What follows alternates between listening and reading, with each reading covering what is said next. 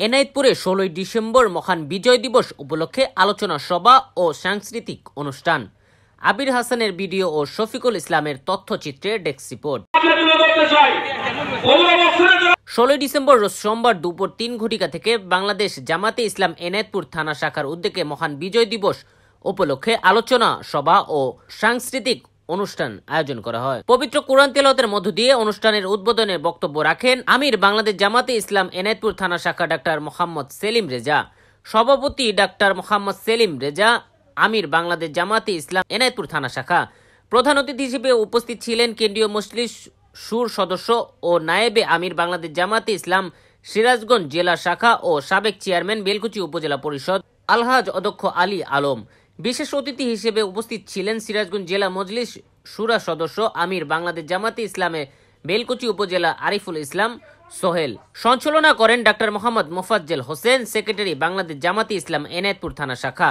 এ সময় আরিফুল ইসলাম সোহেল বলেন, আওয়ামী লীগ জামাতে ইসলামকে রাজনীতি করতে দেয়নি, বিএনপিকে রাজনীতি করতে দেয়নি, আলেম ওলামাদের কথা বলতে দেয়নি। এমন জুলুম নির্যাতন আর সহ্য করলেও আল্লাহ করেনি, তাদের পতন হয়েছে।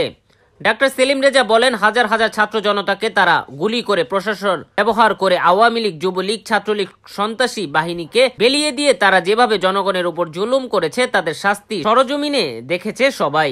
এ সময় আরো উপস্থিত ছিলেন সাংগঠনিক সদর ইউনিয়ন এর সম্পাদক ডাক্তার মোহাম্মদ ইদ্রিস আলী, সভাপতি বাংলাদেশ শ্রমিক কল্যাণ ফেডারেশন এনায়েতপুর থানা শাখা ডাক্তার আয়ুব আলী, সেক্রেটারি বাংলাদেশ জামাতে ইসলাম এনায়েতপুর থানা শাখা আলহাজ মাওলানা মোহাম্মদ আব্দুর গুফুর, কর্মপরিষদ সদস্য বাংলাদেশ জামাতে ইসলাম এনায়েতপুর থানা শাখা মাওলানা আমির হামজা।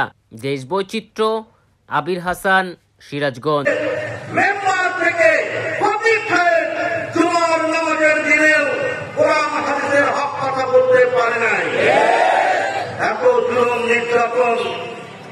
আল্লাহ সহ্য করেন নাই, আমরা সহ্য করেছিলাম, পরবর্তীতে আমরা মাফ করে দিয়েছি, ঠিক কিনা?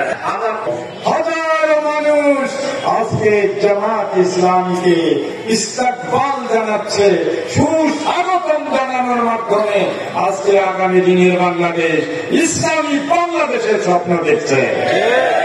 সম্মানিত ভাইরা আমার, অতীতের ইতিহাসগুলো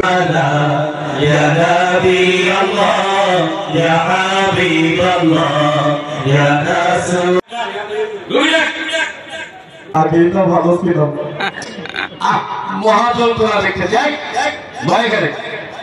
আচ্ছা, তুই আগেই ভালো ছিলি,